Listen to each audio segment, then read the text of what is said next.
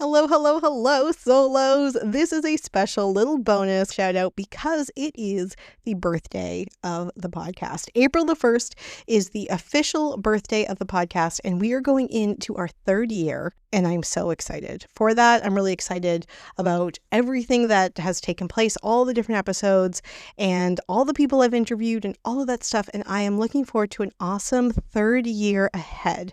And there will be an episode tomorrow, do not worry, but I wanted to put something out on the birthday of this podcast. And I also wanted to use this as an opportunity to do a call out for people and types of people I haven't been able to interview as part of the solo stories.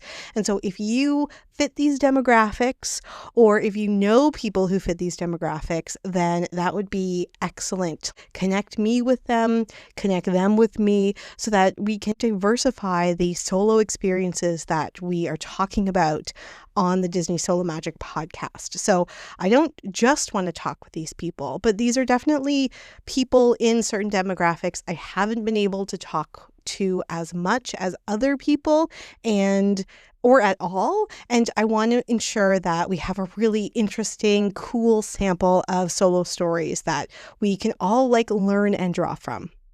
So this isn't an exhaustive list. It is just an invitational list. And if you, again, know other people that have kind of interesting stories to tell or interesting elements of their identity that they're kind of sharing or exploring while at Disney, please, again, get in touch with me. There are links to my social media below, and Instagram is the best way to do that connection.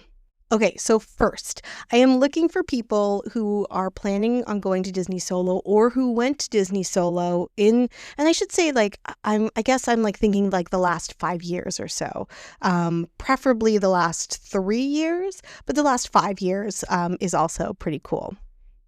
So people who have gone to Disney Solo and it was their first time at Disney ever.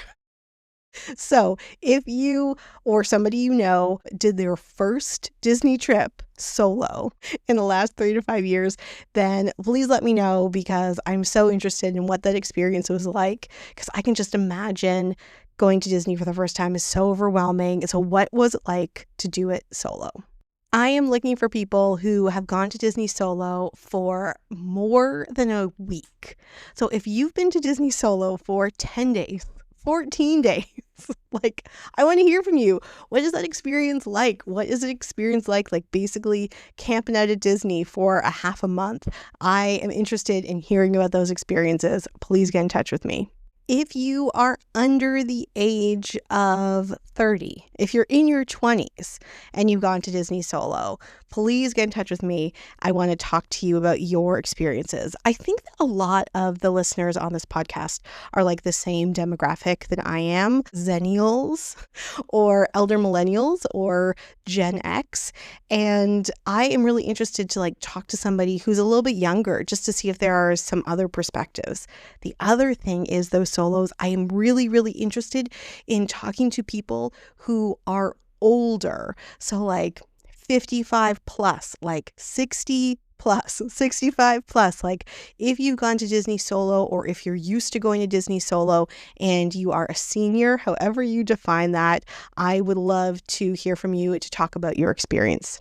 I also really, really, really, I have been trying for 2 years to talk to people who are disabled, who identify as having a disability, whether you use the DAS system or not. So in fact, I would love to talk to people who use the DAS system, but I also would love to talk to people who don't use the DAS system about what that is like to go solo. From how I understand the revisions to the DAS system, it doesn't seem very solo friendly, but there are also ways that people navigate the parks and their experiences at the parks that have nothing to do with the DAS system. So if you are disabled, if you identify yourself as having a disability, it would be awesome to be able to talk with you about your experiences going solo. I also would really love to talk with people on the podcast who haven't been solo, but who have questions. So it would actually be kind of cool to have somebody on who essentially kind of interviews me about like the questions or their anxieties about going solo. So I think it'd be a really cool talk with someone who's like, ooh, I'm solo curious, but I'm not quite sure if I'm ready to like bite the bullet and what that might look like. And so to like talk through some of those anxieties, like that would be kind of cool, not in like a therapy way, but like maybe in a therapy way, I guess, if you want that. But you could also like ask me questions because you might have questions that I have not thought of. So it would be cool to like talk to people who are solo curious and who haven't been a lot. Now, this might be a weird ask, and I don't even know if I'll be able to like reach these people, but I would love to talk with people who have gone solo and didn't like it. I think that would be really cool, like to hear that perspective and why you didn't like it. I saw this guy on a Facebook group and he was like, okay, so I'm back from my solo trip and yeah, did not like it at all. And then he like listed all the reasons why. To be honest, I did not read it because I don't know, it seemed a little complainy.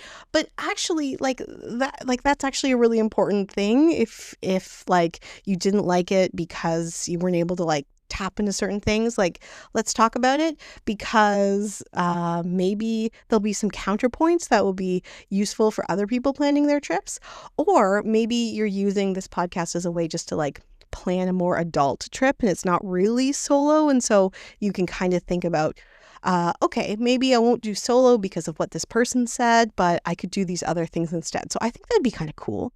I've had quite a lot of parents on the podcast, but I'm interested in parents who have done solo trips who really want to talk more about their experience as a parent.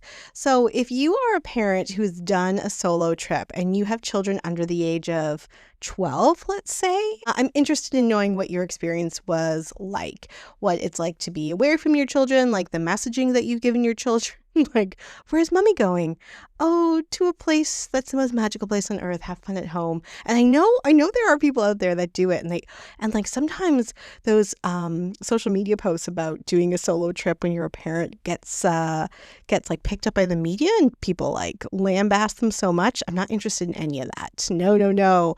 It's important that you are a full person as well as a parent, and so I want to hear about what your solo experience is like, even though you have like school-age children at home. Speaking of like social media controversy, I guess, there is a group called the Plus Size Park Hoppers that do like some awesome reviewing of what it's like to move through the parks with a fat body. And I've contacted them and like they're busy. And I mean, that's fine. Like they do a whole big group of things. But if you identify as being fat and you want to talk about what it's like having a fat body working their way through Disney World, it would be awesome to talk with you about your experiences going solo. It'd be super awesome. And like, as I'm saying it, obviously very body positive, like, you know, like fat is not a bad word. It's just a descriptive word. So if you are interested in like talking about your experiences, especially if like your body is not comfortable in a lot of the ride vehicles or something, like I'm interested in hearing about those experiences. I also would love to talk with people who have gone solo, who have things like allergies or maybe diabetes or certain things in which you basically have to like talk to a chef at every single place that you eat to make sure that the food and the preparation is in alignment with like keeping you healthy. I have had experiences with talking with a chef for like my pineapple allergy, which is like very, very low stakes and like not a lot of stuff has pineapple in it. But like if you have a dairy allergy or a soy allergy, or I mean, this is not an allergy, of course, or if you like keep kosher or halal, like if you have some food things, I'm interested in talking about what it was like to be a Disney solo and kind of navigating that. Now, I feel like I've talked about this a little bit, but I also feel like people want more explicitness for it. So if you have done a semi-solo vacation because you have like followed a spouse or a partner or a friend to a conference, and so like they're in the conference all day and like you're by yourself, and so you have your solo time, but then you also have your time with your friend or your partner or whatever, I'd love to talk about that experience. I think, especially with a conference and stuff, I think that's a different type of travel than just like doing it with a family. Anyway, whatever. So if you have done those semi-solo trips, I would love to hear from you. Also, if you have done Disney cruises solo, I know some of you have, and I know more of you want to hear all about it, then please let me know. It'd be super awesome to talk with you. Yes, like the ones in the Caribbean, but also if you've done an Alaskan cruise, that'd be cool. If you've done a European cruise, Disney cruise, like that would be really awesome to talk about as well. And I think, like, as always, I've kind of always said this when I've talked about solo stories. Like, if you are coming from like an international destination, it would be awesome to talk about your experiences internationally. I've talked to a couple people who've come from England, but if you're doing other international travel to Walt Disney World, please let me know. If you want to talk about your experience, like as a particularly racialized person or a person with a particular gender identity or sexual identity, then also it'd be cool to connect with you. I'd love to talk to people who experience the world in like so many different ways. So please get in touch with me if you're interested. And like men, I haven't talked to a lot of men. All the men I've talked to on the podcast have been able to like really demonstrate different perspectives on solo travel. And I've really, really appreciate that because obviously as a woman, I'm talking about my experience as a white woman in particular and like the safety and things. But it was really cool to hear from the different dads on the podcast, for example, about their experiences like being solo at the park. So obviously the call is always open for men to talk about their experiences. Full disclosure, it's hard for me to know what the balance is between like regular episodes and solo stories. But every time I do a solo story, I'm so warmed by like the experiences that we all share together but separate, and that brings us together. And I love having a platform where people can share their stories. And I would just love to be able to share more stories. And even if like you don't fit those demographics, to just hear those different stories, I think helps you navigate the parks and the resort differently. Like I said, I was talking with some men on the podcast that have helped me see different things, and Black women I've spoken with as a white woman, they've been able to provide different perspectives on the parks and stuff. And so I would just love to bring those to the podcast. So if you fit into any of those categories I've talked about, it's not great to say categories, but I think you know what I mean. If you fit into any of the demographics that I talked about, or you know somebody who does, or like a content creator who does, for example, please connect me or connect them with me. It would be awesome to have them on to do solo stories. And yes, of course, content creators, but not just content creators, right? I think that's also really, really special to talk with people who do that travel, not just like the 30 minutes or hour or 2-hour drive or whatever from a different part of Florida.